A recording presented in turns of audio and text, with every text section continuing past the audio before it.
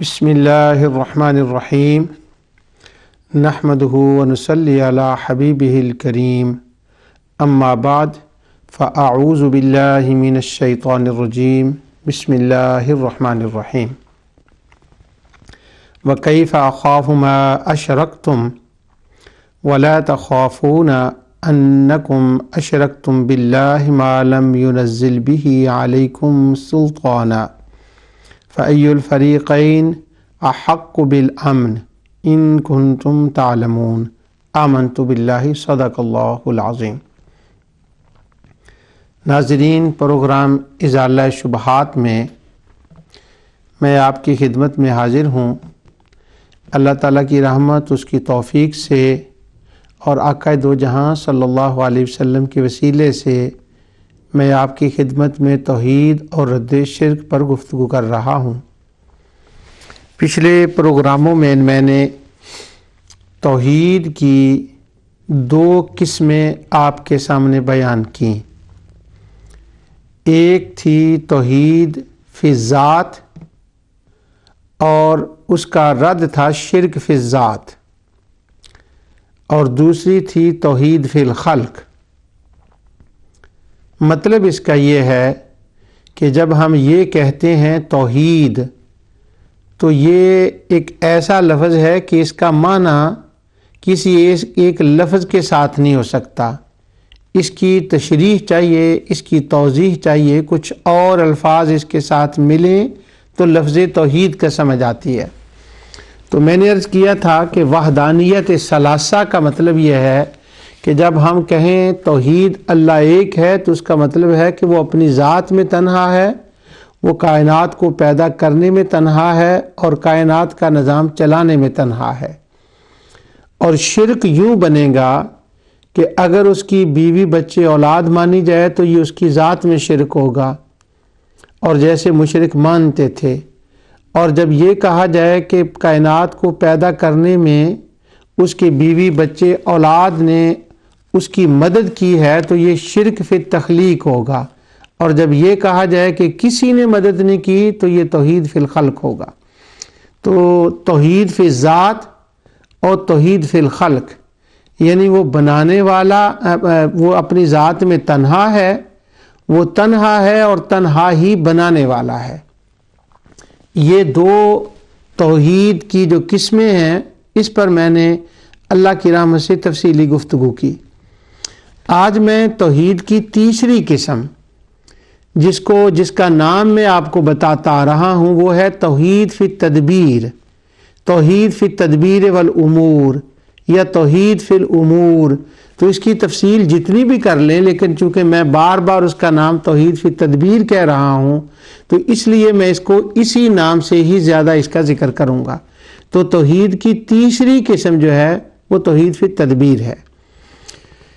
اس سے پہلے کہ میں اس موضوع کو شروع کروں، یہ بات میں پھر دوبارہ کلیئر کر لوں کہ جو ہمارے خوارج دوست ہیں، خواہ وہ ای ہوں یا وہ اے ہوں، ای میں نے کہہ دیا، اے ہوں یا بی ہوں یا سی ہوں، وہ سب اس بات پر متفق ہیں، اجماع ہے ان کا کہ مشرکین مکہ نہ ذات میں شرک مانتے تھے، نہ خلق میں مانتے تھے، نہ تدبیر میں مانتے تھے۔ اس کو وہ نام دیتے ہیں توحید ربوبیت کا۔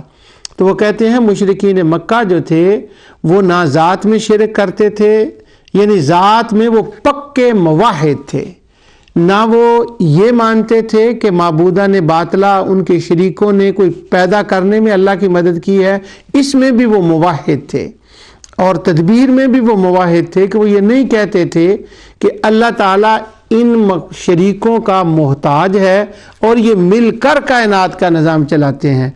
سو اے بی سی تینوں اس پر متفق ہیں کہ وہ کہتے ہیں کہ نہیں، وہ مشرک یہ نہیں مانتے تھے۔ اور وہ یہ کیوں کہتے ہیں؟ ان کی مجبوری یہ ہے کہ جب وہ ہم پر شرک کا فتویٰ لگانا چاہیں، کسی معاملے میں میلاد ہو، ختم ہو، تو ہم آگے سے یہ کہتے ہیں کہ اللہ کے بندو، ہم تو اللہ کو ایک مانتے ہیں، وہ پیدا کرنے والا تنہا ہے، وہ کائنات کا چلانے والا تنہا ہے، ہم صرف اسی کی عبادت کرتے ہیں۔ تو وہ پھر ان کا وہ فتویٰ نظام کمزور پڑ جاتا ہے، گر جاتا ہے، اس کو وہ انجیکشن دینے کے لیے پھر یہ عقیدہ لاتے ہیں کہ نہیں، جیسے تم کہتے ہو نا کہ اللہ ذات میں تنہا ہے پیدا کرنے میں اور کائنات کو چلانے میں، وہ بھی اسی طرح ہی مانتے تھے، لہٰذا وہ ہماری سملیرٹی مشابہت ان کے ساتھ پیدا کرنے کے لیے ان کو یہ سارا گورکھ دھندا کرنا پڑتا ہے۔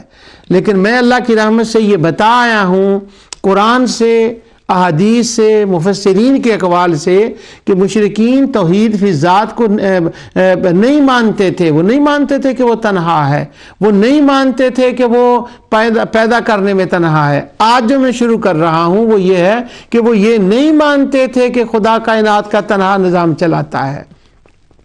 تو آج تیسری قسم توحید فی تدبیر کی ہے، تو اس کی میں ابتدا یہاں سے کر رہا ہوں۔ پہلی چیز جو آپ کے سامنے میں بیان کرنے لگا ہوں وہ یہ ہے کہ مشرکین اپنے معبودوں، شریکوں کے اندر تصرف کی طاقت مانتے تھے، ان کو مدبر مانتے تھے، لیکن ہمارے اے بی سی خوارج دوست تو یہ بھی ماننے کے لیے تیار نہیں ہیں کہ وہ ان کے اندر یہ مانتے تھے کہ طاقت ہے۔ وہ تو کہتے ہیں نہیں، بس وہ یہ کہتے تھے کہ یہ ہماری سفارشی ہیں، وہ یہ کہتے تھے ہمارے یہ وسیلہ ہیں۔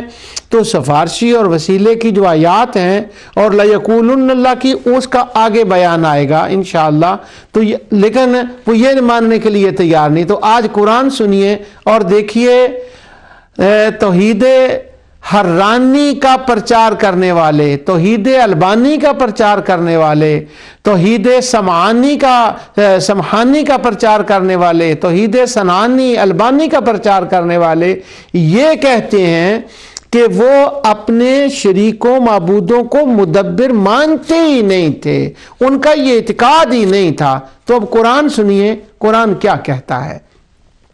سب سے پہلے جو میں نے آیت تلاوت کی ہے وہ یہ ہے کہ اللہ تعالیٰ نے فرمایا وَكَيْفَ أَخَافُ مَا أَشْرَكْتُمْ، سیدنا ابراہیم علیہ السلام کو مشرکوں نے ڈرایا کہ یہ جو چاند تاروں کے ہم نے بت بنائے ہیں، یہ جو سورج کے ہم نے بت بنائے ہیں، کیونکہ اس آیت سے پہلے اصنام کا ذکر بھی ہے اور پھر چاند تاروں کا ذکر، اس سے یہ اشارہ ملتا ہے کہ وہ بت ان کے تھے، یعنی چاند تاروں کے جو بت تھے ان کو وہ ذی روح مانتے تھے اور ابراہیم علیہ السلام کو ڈراتے تھے۔ تو وہ کہتے تھے، ان سے جھگڑا کرتے تھے، وَحَاجَّهُ قَوْمُهُ، ان سے مناظرہ کرتے تھے اس بات پر اور ان کو ڈراتے تھے۔ تو ابراہیم علیہ السلام جواب میں کہتے ہیں کہ فرماتے ہیں وَلَا أَخَافُ مَا تُشْرِكُونَ بِهِ إِلَّا أَن يَشَاءَ رَبِّي شَيْئًا، اور مجھے ان کا ڈر نہیں ہے جنہیں تم شریک بناتے ہو، ہاں جو میرا ہی رب کوئی بات چاہے۔ اور پھر آگے دوسری آیت میں ہے، یہ آیت 80 تھی، 81 میں ہے وَكَيْفَ أَخَافُ مَا أَشْرَكْتُمْ، اور میں تمہارے شریکوں سے بھلا کیوں ڈروں۔ اب سوال یہ ہے، اگر وہ شریکوں کے اندر قوت، طاقت، تدبیر کی نہیں مانتے تھے کہ یہ تو محض وسیلہ ہیں، سفارشی ہیں، یہ کچھ کرتے نہیں، تو ارے مشرکوں کے وکلاؤ، او بیرسٹروں مشرکوں کے، مجھے یہ بتاؤ پھر ابراہیم علیہ السلام کیوں کہہ رہے ہیں کہ مجھے ان کا کوئی خوف نہیں ہے، میں ان سے نہیں ڈرتا، یہ تو میرا بال بھی بھیگا نہیں کر سکتے۔ تو ابراہیم علیہ السلام نعوذ باللہ دیوانگی میں یہ ساری باتیں کر رہے ہیں، وہ ڈرا رہے تھے، اور مناظرہ کس بات کا وہ کر رہے ہیں، وَحَاجَّهُ قَوْمُهُ، کہ وہ جھگڑا کس بات کا جھگڑا کر رہے تھے، اسی بات کا تو جھگڑا تھا کہ اللہ اپنی ذات میں واحد ہے، پیدا کرنے میں واحد ہے اور کائنات کو چلانے میں واحد ہے، علم جاننے میں واحد ہے، معبود ہونے میں واحد ہے، اور جو اسے نہ مانے تو وہ شرک کرتا ہے۔ اور اب وہ کہہ رہے ہیں کہ ہم شریک ان کو کیوں مانتے ہیں، کیونکہ یہ کچھ کر سکتے ہیں۔ تو اس کا مطلب یہ ہوا کہ اس آیت سے اشارہ نکل گیا کہ وہ اس بات کو بالکل مانتے تھے۔ اب میں اس کے بعد قرآن کی دوسری آیت پڑھتا ہوں، پھر کچھ حوالہ جات کی طرف آئیں گے، لیکن پہلے میں دوسری آیت جو ہے وہ دو تین آیتیں قرآن سے پڑھ لیں، یہ برکت ہوتی ہے، اور قرآن سے ہم اس کی ابتدا کر رہے ہیں، حوالے انشاءاللہ بڑے آئیں گے، ان کی فکر نہ کریں۔ سورہ یونس،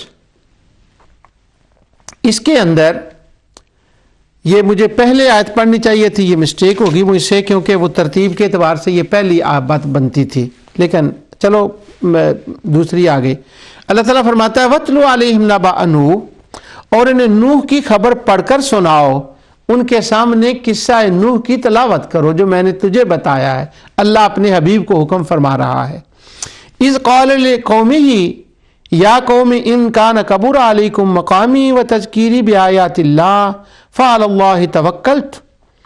نوح علیہ السلام ان سے کہ فرماتے ہیں میری قوم، اگر تم پر یہ شاق گزرا ہے میرا کھڑا ہونا اور اللہ کی نشانیاں یاد دلانا۔ واہ، نوح علیہ السلام ان سے کہہ رہے ہیں کہ میں جو تمہیں یہ بتا رہا ہوں نا، اللہ کی نشانیاں بنانے کا مطلب یہ ہے کہ وہ تنہا ہے اور تنہا پیدا کرنے والا اور چلانے والا ہے، اور اس پر میں تمہیں دلائل دے رہا ہوں۔ یہ نشانیاں تھیں کہ اس نے زمین کو پیدا کیا، آسمان کو تنا، وہ سارے قصہ نوح میں آتے ہیں، ان کا بیان آتا ہے۔ تو وہ جو میں تم مر کیوں گئے ہو یہ بات سن کے، واہ کیا ہو گیا ہے تمہیں؟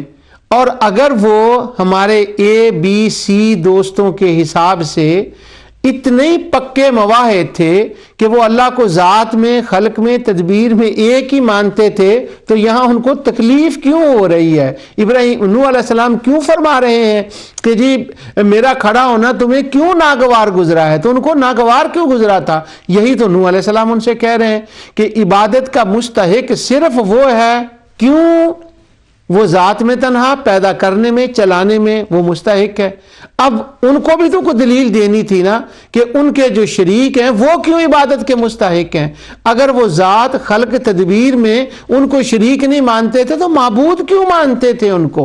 یہی تو نوح علیہ السلام ان کو سمجھا رہے ہیں۔ لوگ کہتے ہیں ہم قرآن پڑھتے ہیں، قرآن پڑھتے ہوں گے، لیکن وَرَتِّلِ الْقُرْآنَ تَرْتِیلًا کی آیت کے ساتھ تو نہیں پڑھتے۔ اگر پڑھتے ہیں تو یہ نظر نہ آتا۔ آگے وہ فرماتے ہیں فعلی اللہ توکلت، میں نے اللہ پر بھروسہ کیا۔ اس کا کیا مطلب ہوا اللہ پر بھروسہ کرنے کا؟ یہاں کون سا مقام ہے یہ بات کرنے کا؟ یہ مقام ہے جس کی اگلی تفسیر ہے۔ اللہ تعالیٰ فرماتا ہے اصل میں وہ نوح علیہ السلام کو تھریٹیں کر رہے تھے کہ یہ ہے وہ ہے جی، وہ اس طرح سے کر دیں گے۔ اب نوح علیہ السلام کو دیکھیں، فرماتے ہیں فَأَجْمِعُوا أَمْرَكُمْ اور وَشُرَكَاءَكُمْ ثُمَّ لَا يَكُنْ أَمْرُكُمْ عَلَيْكُمْ غُمَّةً ثُمَّ اقْضُوا إِلَيَّ وَلَا تُنْظِرُونَ۔ واہ جرأت دیکھیں نوح علیہ السلام کی۔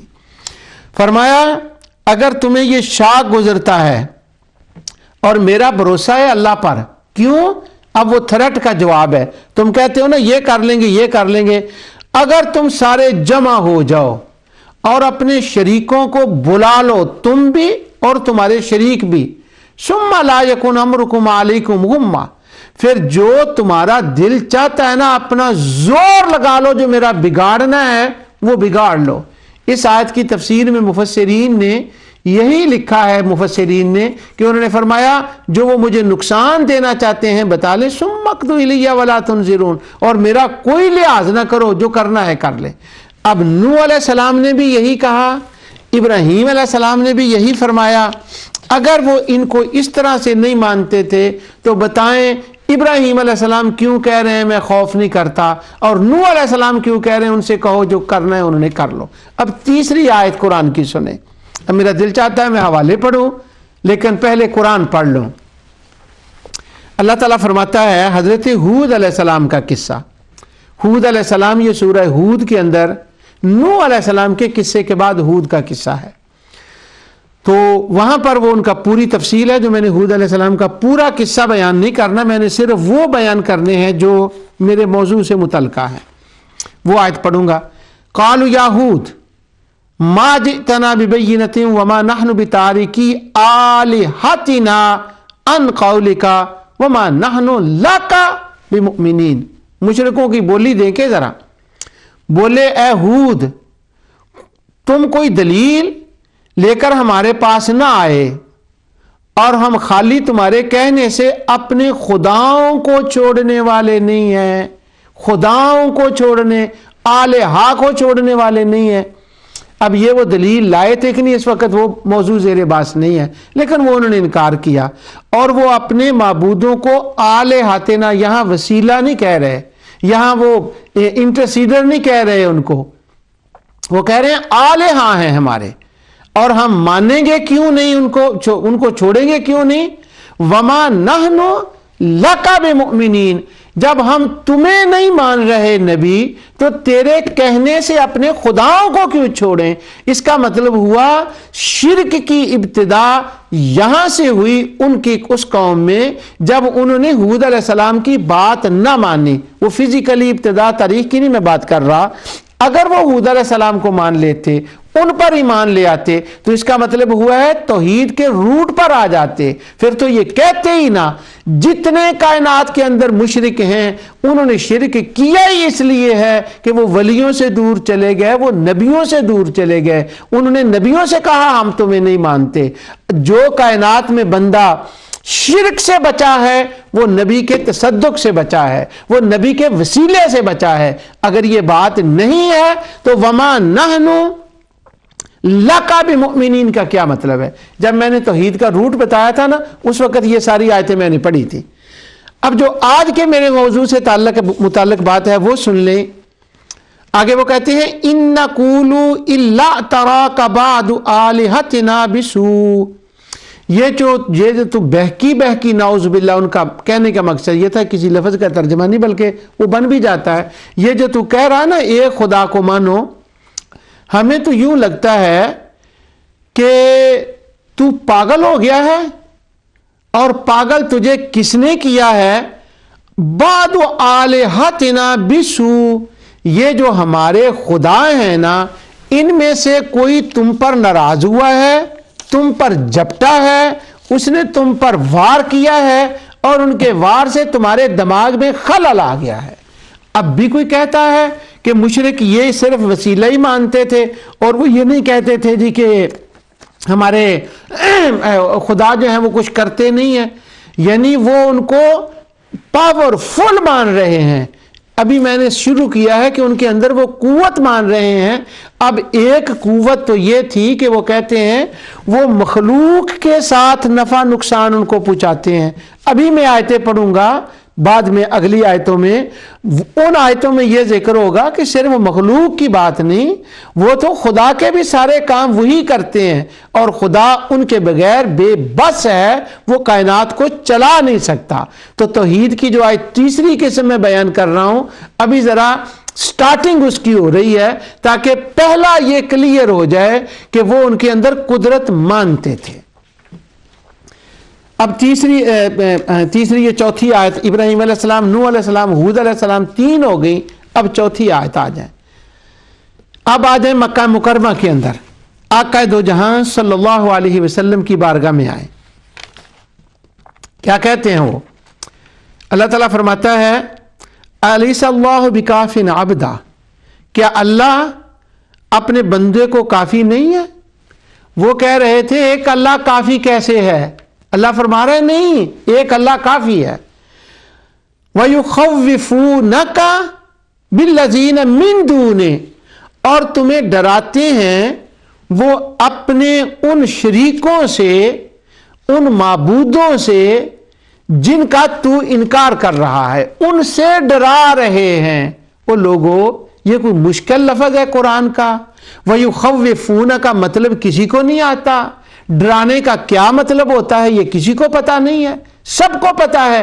تو اگر وہ ان کے اندر قوت نہیں مانتے تھے تو وہ ڈرا کس بات سے رہے تھے کہ یہ تمہارا یہ کر دیں گے، یہ کر دیں گے؟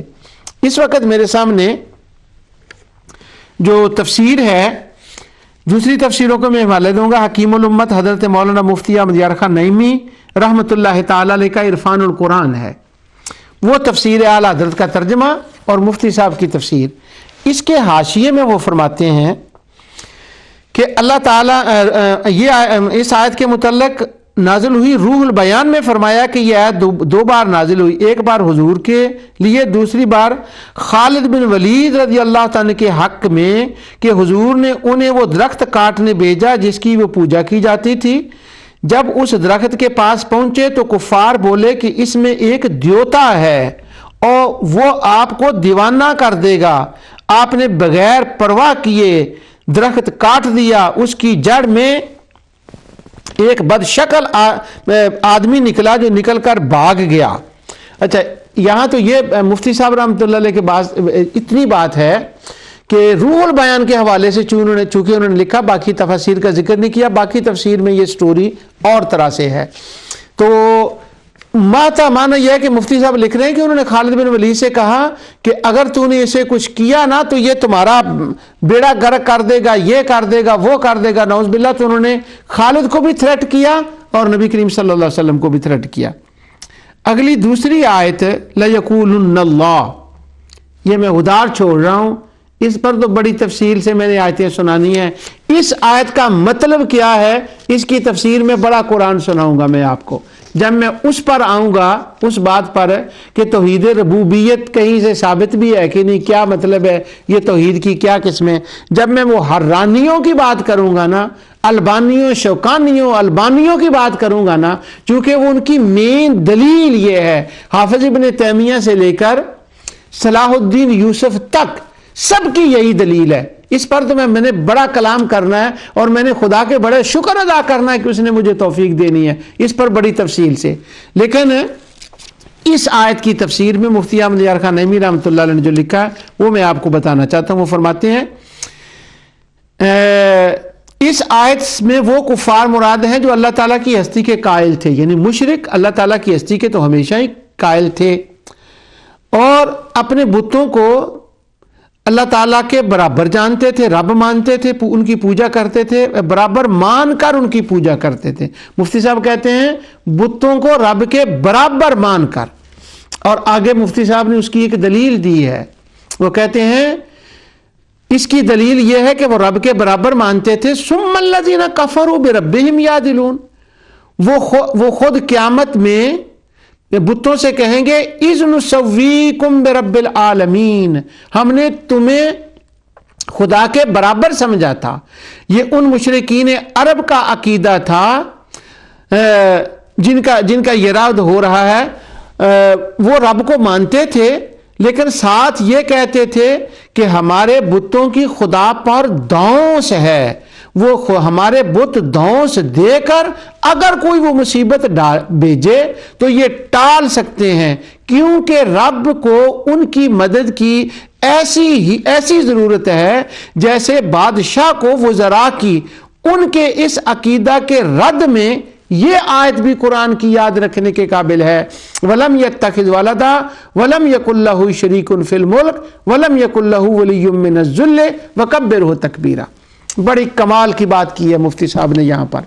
وہ فرماتے ہیں ایک تو وہ خدا کو کمزور سمجھتے تھے کہ اگر خدا کے ساتھ یہ مل کر کام نہ کریں تو یہ کائنات چل نہیں سکتی، اور من الذل وہ خدا کو ان کا محتاج سمجھتے تھے، خدا کو ان کے برابر، اپنے خداؤں کو اس کے برابر سمجھتے تھے.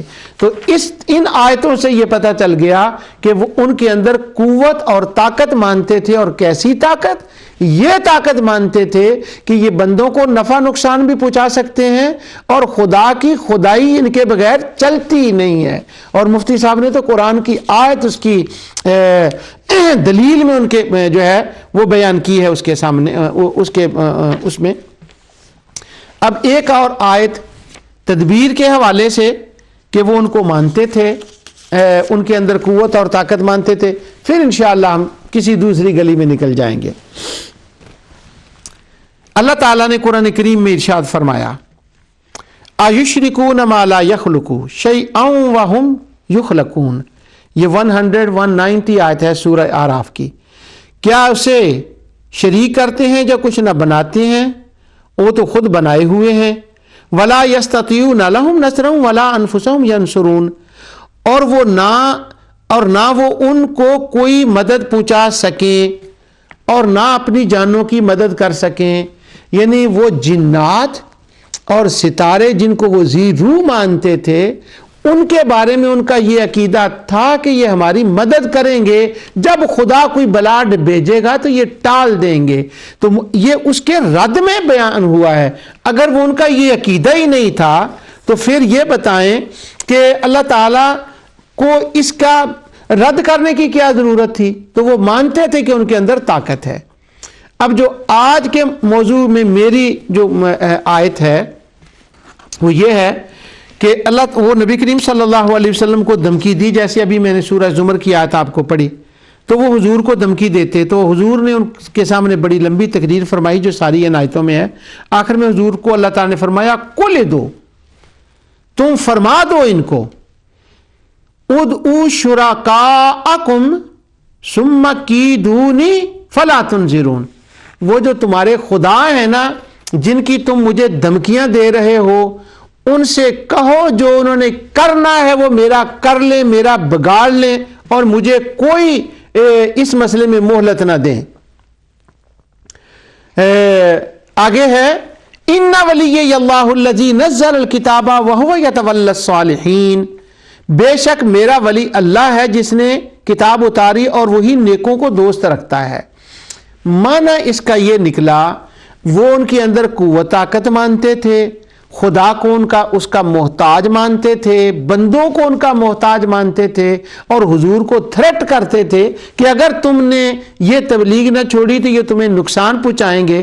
ایک تو حضور نے چیلنج دے دیا کہ جاؤ انہیں کہو جو کرنا ہے کر لے، میرا رب میرا حفاظت کرے گا، اور میرا رب وہ ہے جس نے مجھ پر کتاب نازل فرمائی ہے، اور اسی کتاب سے میں یہ تمہیں بتا رہا ہوں، حضور اسی کتاب سے تمہیں بتا رہا ہوں کہ وہ ذات میں تنہا ہے، وہ پیدا کرنے میں تنہا ہے، وہ کائنات کو چلانے میں تنہا ہے، وہ کائنات کو جاننے میں تنہا ہے، اس لیے عبادت کا مستحق صرف وہی ہے۔ تو یہ اسی کتاب سے میں بتا رہا ہوں آپ کو، تم لوگوں کو، تو جب اس نے مجھ پہ کتاب دی ہے تو میری حفاظت بھی وہی فرمائے گا۔ اب قرآن کا جوڑ ذرا دیکھیں، آیت بات شروع ہوئی تھی وَلَا يَسْتَطِيعُونَ لَهُمْ نَصْرًا وَلَا أَنفُسَهُمْ يَنصُرُونَ، اور یہ ساری تقریر کے بعد پھر وہ دوبارہ آیت آئی ہے، ان کا رد آیا ہے وَالَّذِينَ تَدْعُونَ مِن دُونِهِ لَا يَسْتَطِيعُونَ نَصْرَكُمْ وَلَا أَنفُسَهُمْ يَنصُرُونَ، اور جنہیں اللہ کے سوا پوجتے ہو وہ تمہاری مدد نہیں کر سکتے اور نہ خود اپنی مدد کریں۔ سبحان اللہ۔ اگر وہ نہیں مانتے تھے اس کو، شریک نہیں مانتے تھے ان کو، اور یہ نہیں مانتے تھے کہ یہ کچھ کر سکتے ہیں، تو ان آیات کے نازل ہونے کا کیا مقصد ہے؟ مفتی صاحب رحمۃ اللہ علیہ نے اس آیت کی تفسیر میں لکھا ہے کہ وہ اگر ان پر مکھیاں بیٹھی ہوں تو وہ انہیں نہیں اڑا سکتے، تو تمہاری وہ کیا مدد کر سکتے ہیں؟ پھر اس دوسری آیت کی تفسیر میں مفتی صاحب نے لکھا ہے، جہاں یہ ہے نا کہ وہ تو خود پیدا کیے ہوئے ہیں، وہ فرماتے ہیں یخلقون، وہ نہ بے جان اور بے سمجھ، اس لیے انہیں ماں فرمایا غیر عاقلوں کی آتا ہے، لہذا اس آیت پر کوئی اعتراض نہیں ہے۔ تو وہ ایک مسئلے کا اور انہوں نے جواب دیا۔ تو یہ مفتی صاحب کے نور العرفان سے میں نے یہ چند قرآن کریم کی آیات اور ان کی تفسیری حوالے بتائے کہ وہ ان کو مانتے تھے کہ یہ سب کچھ کر سکتے ہیں۔ اب ذرا چلیں تھوڑا سا اس سے آگے، اب ہم قرآن کریم پر آتے ہیں اور وہ آیات میں آپ کو سناتا ہوں جن سے یہ ثابت ہوگا کہ وہ کہتے تھے کہ اللہ کی خدائی ان کے بغیر چل نہیں سکتی، اور خدا ان کا محتاج ہے اور ان کے بغیر اس کا کام نہیں چل سکتا۔ سنیے، سورت کا نام ہے بنی اسرائیل، آیت ہے آخری 111 آیت، اور آپ نے اکثر و بیشتر علماء سے جمعے کے خطبوں میں یہ آیت سنی ہوگی، تقاریر میں سنی ہوگی، اور جب آپ سورہ بنی اسرائیل ناظر قرآن پڑھتے ہیں تو اس سے گزرے ہوں گے۔ اب آیت سنیے اور اس پہ پوری توجہ دیجئے کہ وہ کیا آیت کیا ہے۔ اللہ فرماتا ہے وَقُلِ الْحَمْدِ، واہ، اور یوں کہو سب خوبیاں اللہ کو ہے، لم یتخذ ولدا، جس نے اپنے لیے کوئی اولاد نہیں بنائی، ولم یکن لہ شریک فی الملک، اور اس کی مملکت، اس کی بادشاہی میں اس کا کوئی شریک نہیں ہے، اس کی حکومت تنہا ہے، وہ تنہا کائنات کو چلاتا ہے۔ اب ان دونوں کو جوڑیں اگر تو یوں بنتا ہے لم یتخذ ولدا، اس کی اولاد نہیں، اور اس کے ملک میں کوئی اس کا شریک نہیں ہے، اس کی حکومت میں اس کے ملک میں کوئی شریک نہیں۔ اگر دونوں کو جوڑیں تو یہاں شریک کون بن سکتا ہے؟ داتا علی اجویری؟ یہاں شریک کون بن سکتا ہے؟ شیخ عبد القادر جیلانی؟ یہاں شریک کون بن سکتا ہے؟ کوئی اور اللہ کا ولی، خواجہ بہاء الدین نقشبندی، وہ بن سکتے ہیں؟ نہیں۔ شریک بنیں گے خدا کی بیوی، اس کی اولاد، اور کس میں شریک ہوں گے؟ سلطنت میں شریک ہوں گے، کائنات کو چلانے میں شریک ہوں گے۔ اللہ نے ان کا رد فرمایا، ارے شریک کیوں ہوں گے؟ مجھے باہر نہیں جانا پڑے گا، تبری ابن کثیر نہیں پڑھنی پڑے گی، مجھے راضی کو نہیں لانا پڑے گا، میں لاؤں گا راضی کو بھی، مگر پہلے قرآن سے تو سنیں۔ وہ تو میری مجبوریاں ہیں کہ مجھے راضی کو لانا پڑتا ہے، ورنہ وہ تو سارا کچھ ہے اس آیت کے اندر ہے۔ نہیں اولاد، اور اس کا کوئی کائنات کا نظام چلانے میں شریک نہیں، حکومت میں شریک نہیں۔ اور آگے سنیں، لفظ کو یاد کر لیں، وَلَمْ يَكُنْ لَهُ وَلِيٌّ، اور اس کا کوئی مددگار نہیں ہے اس کی کائنات کے چلانے میں، اس کی حکومت میں کوئی مددگار نہیں۔ آیت کا رفتار دیکھیں، نہ بیوی نہ اولاد۔ بیوی اولاد کیوں ہوں گے؟ کام چلانے کے لیے۔ فرمایا میری مملکت میں ہے، میں اکیلا چلاتا ہوں۔ اور پھر فرمایا وہ کوئی میری مدد نہیں کرتے۔ اگر یہ ان کا عقیدہ ہی نہیں تھا تو کس کا رد ہو رہا ہے یہ؟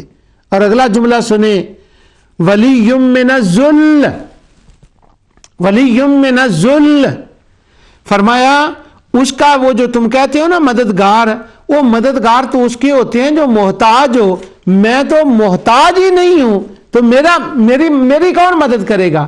میں ان کا محتاج نہیں ہوں، میں ان کا محتاج نہیں ہوں، میں ان کا محتاج نہیں ہوں۔ اللہ تعالیٰ اس کا اعلان فرما رہا ہے، سورہ بنی اسرائیل کے آخر میں ارشاد فرما رہا ہے، ارے میرے اے دوست خوارجو، او بی دوست خوارجو، او سی دوست خوارجو، او مشرکین کے بیرسٹرو، او مشرکین کے وکلاؤ، مجھے خدا کے لیے یہ کوئی بتائے، اگر مشرک اللہ تعالیٰ کی خلق و تدبیر میں کسی کو سرے سے شریک مانتے ہی نہیں تھے تو یہ اتنی تفصیلیں بیان کرنے کا اللہ کا کیا مقصد ہے؟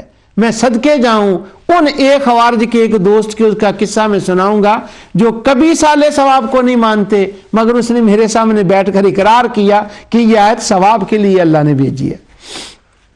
ثواب بھی ہے، اس میں شک نہیں، لیکن یہاں عقیدے کی بات ہے، یہاں توحید فی ذات ہے، یہاں توحید فی الخلق ہے، یہاں توحید فی تدبیر ہے، ساری توحیدوں کا ذکر ہے۔ کیوں؟ ملک جو ہے نا، ایک ملک ہے اور ایک ملکوت ہے، تو یہ ملک و ملکوت جو دونوں چیزیں ہیں ان سب کا بیان ہے۔ اللہ محتاج نہیں ہے، وہ محتاج مانتے تھے۔ حوالے میں ابھی دیتا ہوں آپ کو۔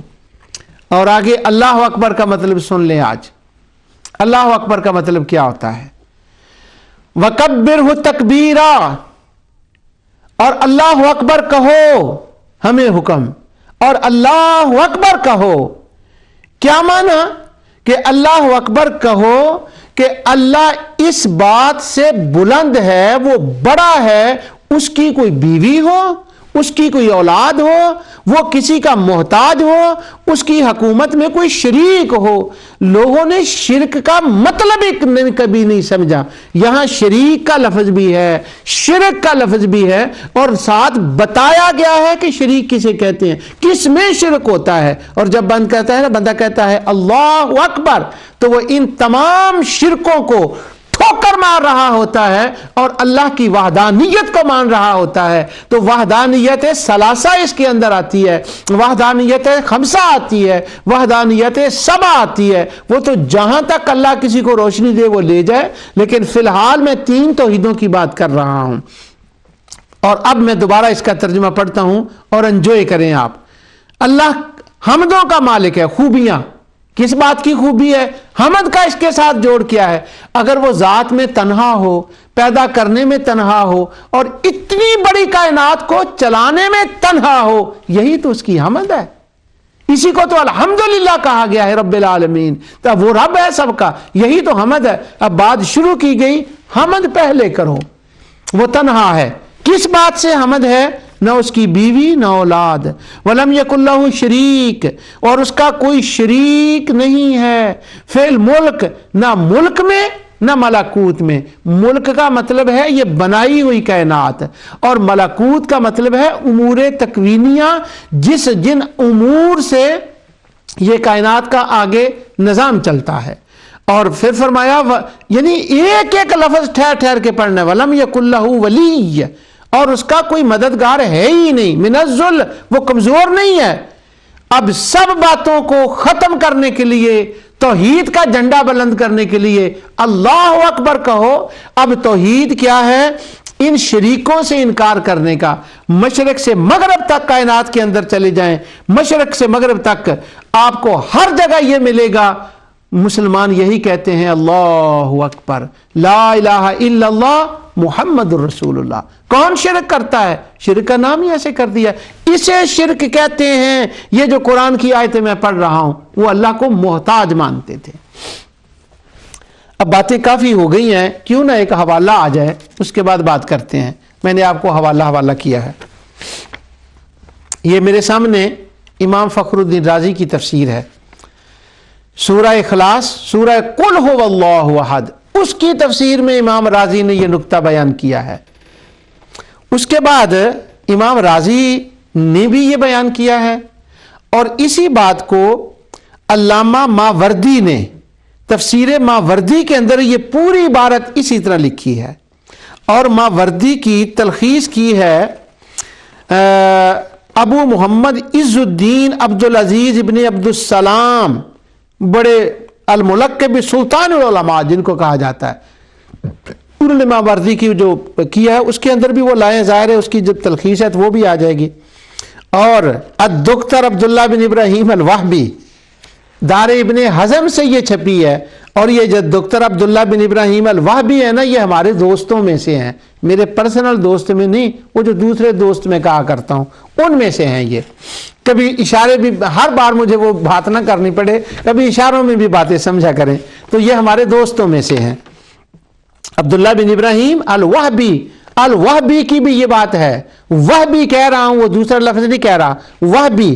تو اب اس کے ساتھ اگر وہبی میں نے کہہ دیا تو کچھ ہمت کر کے اس کو تھوڑا سا بڑھا لیں، آپ کو سمجھ آئے گی یہ دوست کون ہیں ہمارے، انہوں نے بھی اس کا ذکر کیا۔ اور اس کے بعد مراح العبید، یہ دوسری تفسیر ہے، اس کا لکھنے والے جو ہیں وہ محمد بن عمر نووی ہیں الجاوی، یہ بھی ہمارے دوستوں میں سے ہیں۔ اب سمجھ لیں میں کن کو دوست کہہ رہا ہوں۔ اور اس کے محقق ہیں محمد امین السناوی، یہ بھی ہمارے دوستوں میں سے ہیں۔ تو یہ میں نے دو تو امام ہیں، تین امام ہیں، علامہ وردی اور علامہ عز الدین ابن عبدالسلام اور امام رازی۔ اگر اپنے دوستوں سے ہم نے بات کرنی ہو تو یہ تین حوالے کافی ہیں، امام رازی کا، ابن عبدالسلام کا اور ماوردی کا۔ اور اگر ہم نے اپنے دوستوں سے بات کرنی ہو، ان کو کسی بات کا حوالہ دینا ہو، اگر ان کو یہ پسند نہ ہو تو وہ عبداللہ بن ابراہیم الوہبی کو دیکھ لیں، وہ ہمارے دوست محمد امین سناوی کو دیکھ لیں، وہ ہمارے دوست محمد بن عمر نووی کو دیکھ لیں۔ یہ نووی سے مراد وہ امام نووی نہیں ہے، وہ یہ اور ہمارے دوستوں میں سے ہیں۔ اب یہ اتنے حوالے میں نے دیے ہیں آپ کو، کہتے کیا ہیں؟ اب انہوں نے یہ بات صراحت کے ساتھ بیان کر دی۔ میری مجبوری دیکھیں، یہ قرآن میں ساری بات آ گئی مگر پھر بھی مجھے حوالے دینے پڑ رہے ہیں، بڑی مجبوریاں ہیں، بڑا مجبور بندہ ہوں میں۔ وہ فرماتے ہیں کہ یہ ایک وہ بیان کرتے ہیں کہ سورہ اخلاص، امام رازی لکھتے ہیں الثانی فی سبب نزولہا وفیہ وجوہ الاول انہا نزلت بسبب سؤال المشرکین۔ وہ فرماتے ہیں کہ مشرکین کے کچھ سوال تھے، کچھ باتیں تھیں، ان کی وجہ سے یہ صورت نازل ہوئی ہے۔ تو اب وہ فصل ثانی میں جو وجہ اول ہے نا وہ بیان کرتے ہیں، کئی انہوں نے وجوہات لکھی ہیں۔ وہ فرماتے ہیں اس کو میں بار بار پڑھوں گا اگلے پروگراموں میں بھی، آج میں اس کا اختصار کروں گا۔ وہ فرماتے ہیں کہ مشرکین اکٹھے ہو کر نبی کریم صلی اللہ علیہ وسلم کے پاس آئے اور ان کو بھیجا گیا تھا ایک وفد بنا کر ان المشرکین ارسلوا عامر بن الطفیل الی النبی صلی اللہ علیہ وسلم وقالوا شققت عصانا وسببت آلہتنا وخالفت دین آبائک فإن كنت فقیرا اغنیناک وإن كنت مجنونا دویناک وإن ہویت امرأة زوجناکہا۔ بڑا مشہور یہ قصہ ہے، اس کی تفصیل میں آگے وہ کہا کر کہتے ہیں حضور کو تمہاری خواہش کیا ہے، تم ہم سے کیا چاہتے ہو، یہ ہمارے خداؤں کو برا کہتے ہو، ہم تمہیں سب کچھ دینے کے لیے تیار ہیں۔ حضور اس کا انکار کرتے ہیں اور پھر نبی کریم صلی اللہ علیہ وسلم ان کے سامنے ایک تقریر فرماتے ہیں۔ پھر وہ تقریر کا سننے کے بعد وہ ایک عجیب بات کہتے ہیں، بس اسی کے لیے میں نے یہ سارا پڑھا ہے۔ اٹھاؤ امام راضی کو، جب وہ عجیب بات کرتے ہیں، وہ عجیب بات کیا کرتے ہیں، حضور کی تقریر سن کے کہتے ہیں تو کہتا ہے ایک خدا تنہا، فَكَيْفَ يَقُومُ الْوَاحِدُ بِحَوَائِجِ الْخَلْقِ، پوری کائنات کی حاجتوں کو اکیلا خدا بھلا پورا کر سکتا ہے؟ فَقَالُوا لَهُ 360 صَنَمًا لَا تَقُومُوا بِحَوَائِجِنَا، وہ 360 خدا ہمارے کعبے میں پڑے ہوئے ہیں۔ یہ میں ذرا لفظ پنجابی میں ترجمہ کرنے لگا ہوں، وہ کہنے ان کے خیال کے مطابق مشرکوں کے، وہ کہتے ہیں وہ یہ 360 مر مر کے ہماری حاجتوں کو پورا کرتے ہیں، بڑی مشکل سے یہ کام۔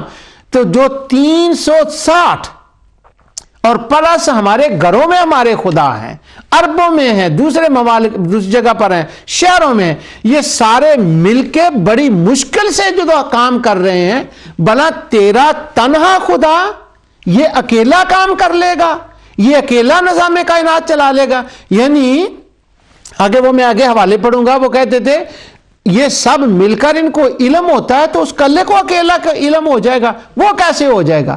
تو جب انہوں نے یہ کہا نا کہ یہ اکیلا نہیں چلا سکتا، تو پھر وہ کہتے ہیں اچھا تو خدا کے بارے میں بتا تو صحیح، قُلْ لَهُ بَيِّن لَنَا جِنْسَ مَعْبُودِكَ آمِن ذَهَبٍ أَوْ فِضَّةٍ۔ انہوں نے خدا لکڑی کے فلاں فلاں کے پتھروں کے بنائے ہوئے تھے، وہ کہتے ہیں ذرا وہ خدا سونے کا بنا ہوا ہے یا چاندی کا بنا ہوا ہے جو تنہا کائنات کا نظام چلا لے گا؟ تو جس وقت انہوں نے یہ کہا اس وقت قرآن کی یہ آیت نازل ہوئی، قُلْ هُوَ اللَّهُ نازل ہوئی، اور ایک قرآن کی وہ آیت نازل ہوئی جو میں پچھلے پروگراموں میں آپ کے سامنے وہ بار بار پڑھ چکا ہوں۔ آج پھر میں اس آیت کی تلاوت کر دیتا ہوں تاکہ وہ آپ کو سمجھ لیں، اس آیت کا آپ کو مزہ آ جائے گا آیت سننے کا اور طرح سے۔ یہ سورہ اعراف کی آیت 54 ہے، یہ لکھا ہوا ہے امام راضی نے کہ یہ آیت اور سورہ قل هو اللہ اور دیگر آیات اس کے جواب میں نازل ہوئیں جب انہوں نے کہا کہ کائنات کا نظام اکیلا خدا نہ پیدا کر سکتا ہے نہ چلا سکتا ہے۔ اب جواب میں یہ آیت آئی، ان ربکم اللہ الذی خلق السماوات والارض فی 6 ایام۔ پہلی بات سن لو، تم کہتے ہو کیسے؟ تمہارا رب وہ ہے جس نے تنے تنہا 6 دنوں میں زمین آسمان کو پیدا کیا، تنے تنہا پیدا کیا۔ ثم استوى علی العرش، پھر اس نے عرش پر استوا فرمایا۔ یہ ایک باس ہے، آج نہیں، اس کا ادھار ہے، پر لمبا نہیں، انشاءاللہ جلدی چکاؤں گا۔ یغشی اللیل النہار یطلبہ حثیثا والشمس والقمر والنجوم مسخرات بامرہ۔ سن لو، اللہ کی شان یہ ہے، وہ جو اللہ میں اکیلا کہہ رہا ہوں نا، حضور فرمایا اس کی شان یہ ہے کہ وہ رات دن کو ایک دوسرے سے ڈانکتا ہے کہ جلد اس کے پیچھے لگا آتا ہے۔ مطلب اس کا یہ ہے وہ رات کو لاتا ہے، دن کو لاتا ہے۔ یہ دن رات کا نظام میرا اللہ تنہا کرتا ہے۔ والشمس والقمر، اور سورج اور چاند تارے ایک دوسرے کے پیچھے کیا ہوتے ہیں؟ مسخرات بامرہ، یہ اس کے صرف اس کے حکم سے، یہ ہے توحید، بامرہ ہی، صرف اس اکیلے کے حکم سے۔ پیدا کرنا بھی، کائنات کا چلانا بھی اس اکیلے کے حکم سے ہے۔ یہ آیت نازل ہوئی تھی جب انہوں نے کہا تھا کہ وہ کیسے کر سکتا ہے فکیف یقوم الواحد بحوائج الخلق، آگے کوسچن مار کے کیسے وہ کر لے گا، کہا ایسے کرے گا، وہ کر نہیں رہا۔ الا لہ الخلق والامر، خبردار اس کے کائنات کے پیدا کرنے میں یا چلانے میں کسی کو شریک نہ کرنا، وہ تنہا ہے۔ اب میں نے جو 3 بار کہا ہے نا، تو یہ توحید کی تینوں قسموں کو میں نے ذہن میں رکھ کے کہا ہے۔ تبارک اللہ رب العالمین، وہ بڑی برکت والا ہے۔ اب بتاؤ میرے اے دوستو، او بی دوستو، او سی دوستو، تم کیوں اتنا زور لگاتے ہو ان کے لیے کہ نہیں جی وہ تو مانتے ہی نہیں تھے، وہ تو یہ مانتے تھے کہ اللہ تعالیٰ تنہائی سارا کچھ پیدا کرنے والا ہے، وہ سارا کچھ تنہائی چلانے والا ہے، تو یہ آپ کو کیا ہے، کیوں نہیں آپ مانتے؟ مانیں اس کو، اور اللہ تعالیٰ ہمیں قرآن سمجھنے پڑھنے کی توفیق عطا فرمائے۔ اب وہ میں نے بڑے حوالے دے دیے، اب مفتی صاحب رحمۃ اللہ علیہ کا ایک حوالہ میں آپ کو اور دیتا ہوں۔ یہ سورہ حج، ما قدر اللہ حق کا قدر ان اللہ لقوی عزیز، اللہ کی قدر نہ کی، نہ جانی جیسے چاہیے تھا، بے شک اللہ قوت والا اور غالب ہے۔ مفتی صاحب رحمۃ اللہ علیہ صاحب کی تفسیر میں فرماتے ہیں اس لیے وہ مان بیٹھے کہ اکیلا رب اتنے بڑے جہان کا انتظام نہیں کر سکتا، اسے مددگار شریکوں کی ضرورت ہے۔ معاذ اللہ، ان کفار نے دنیا کو تو دیکھا مگر رب کی شان میں غور نہ کیا۔ ان کی مثال اس دیہاتی کی سی ہے جو مال گاڑی کے 72 ڈبوں کو دیکھ کر کہے اسے ایک انجن نہیں کھینچ سکتا۔ اس نے ڈبے دیکھے مگر انجن کا زور نہ دیکھا۔ جنہوں نے رب کو پہچانا وہ کہتے ہیں کہ اللہ تعالیٰ ایسے لاکھوں جہان بنا سکتا ہے اور چلا سکتا ہے۔ اللہ رحمت فرمائے مفتی احمد یار خان نعیمی کی قبر پر، دیکھیں انہوں نے توحید کیا بیان کی ہے۔ اصل میں ہمارا بھی اس میں کچھ مسئلہ ہے کہ ہم نے مفتی صاحب رحمۃ اللہ علیہ کے عرفان القرآن تفسیر نعیمی سے توحید کو بیان نہیں کیا۔ میں اپنے دوستوں کہتا ہوں بیان کریں، وہ کہتے ہیں سنتا کوئی نہیں۔ اللہ کرے بیان کرنے والے بھی آئیں اور سننے والے بھی آئیں، ایسا ذوق بھی آئے۔ تو یہ مفتی صاحب کا بھی حوالہ آ گیا، امام راضی کا بھی آ گیا، عز الدین ابن عبد السلام کا بھی آ گیا۔ تو یہ سارے جو تھے وہ میں نے آپ کو قرآن کریم کی آیات جو ہیں وہ بتا دی۔ اب مجھے اشارہ بھی ہو گیا، اس سے پہلے اگر وقت ہوا تو میں ایک آدھا اور حوالہ عرض کر دوں گا، لیکن یہ میں نے کچھ ایک نوٹ بنایا تھا آپ کو بتانے کے لیے۔ اللہ تعالی کی تدبیر و امور، ملک، ملکوت، ظاہر باطن، مطلب اس کا یہ ہے کہ اللہ تعالیٰ کا ایک نظام وہ ہے جو اس پردے کے پیچھے ہے، اس میں اس کو امور تکوینیہ کہتے ہیں، وہ چلاتا ہے۔ تو اللہ اس نظام کو چلانے میں بھی تنہا ہے، اور جو دنیا کے اندر نظام چل رہا ہے ظاہری، اس میں بھی وہ تنہا ہے۔ اب مشرک بدبخت کیا مانتے تھے؟ وہ یہ کہتے تھے کہ وہ جو سین کے پیچھے ہے نا، ملکوتی نظام جو ہے، وہاں بھی ہمارے ان شریکوں کی پہنچ ہے، یہ وہاں پر بھی خدا کی مدد کرتے ہیں، وہاں پر اس کے ساتھ تدبیروں میں کام کرتے ہیں، اور جو ظاہر ہے اس میں بھی کرتے ہیں۔ یعنی وہ شریکن فی الملک اور شریکن فی الملکوت مانتے تھے۔ اللہ تعالیٰ نے سیدنا ابراہیم علیہ السلام کو جب وہ دیدار کرایا تھا نا کائنات کا، تو وہ ملک بھی تھا، ملکوت بھی تھی۔ خلیل نے ملکوت میں بھی جان کر پورے پردے میں دیکھا تھا کہ وہاں تنہا وہ کام کر رہا ہے۔ جب ملک کو دیکھا فرمایا وہ تنہا کام کر رہا ہے۔ تو یہ توحید خلیلی ہے، یہ توحید محمدی ہے، یہ توحید نوحی ہے، یہ تمام انبیاء کی توحید ہے کہ بنانے والا بھی تنہا اسے مانا جائے اور چلانے والا بھی تنہا اسے مانا جائے۔ لیکن ہمارے دوستوں کو کیا ہو گیا کہ وہ کہتے ہیں کہ نہیں، مشرکوں کا تو یہ عقیدہ ہی نہیں تھا، وہ ایسے ہی مانتے تھے۔ شریکن فی الملک، اور اس کے بعد سبحان اللہ کے بارے میں میں نے آپ کو بتا دیا تھا۔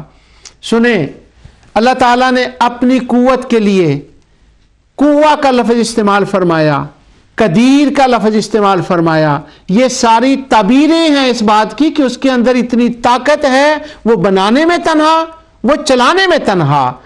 تو یہ تدبیر کے بارے میں، یہ تدبیر کی بات تھی، آج اس کے اوپر یہ پروگرام ہوا ہے۔ ایک صرف جملے کے بعد میں اس کو ختم کرتا ہوں۔ یہ میرے ہاتھ میں اضواء البیان ہے اور یہ شنقیطی کی تفسیر ہے، محمد امین شنقیطی کی فالمدبرات امرا کی تفسیر میں انہوں نے کہا ہے وکیلا انہا الکواکب تدبر بعد امور الکون بظہور بعض آثارہا۔ وہ کہتے ہیں کہ وہ کہتے تھے کہ یہ جو تارے ہیں یہ کائنات کو، نظام کائنات کو چلانے میں نعوذ باللہ ان کا رول ہے، اور وہ یہ کہتے تھے وَيَزْعَمُونَ أَنَّهَا هِيَ الْمُدَبِّرَةُ لِهَذَا الْعَالَمِ۔ وہ کہتے تھے اس کائنات کو جو چلاتے ہیں یہ تارے چلاتے ہیں، ان کے پیچھے کچھ ارواح ہیں جو خدا کی بیٹیاں ہیں وہ چلاتی ہیں۔ تو اب میں نے قرآن کی آیتیں بھی آپ کے بتا دیں اور حوالے بھی آپ کے سامنے رکھ دیے۔ اگلا پروگرام انشاءاللہ اسی پر توحید فی التدبیر والامور اور شرک فی التدبیر پر ہوگا۔ آج میں نے اس کی ابتدا کی ہے، جو کچھ میں نے کہا اللہ اسے قبول فرمائے۔ وما علیہ الا البلاغ۔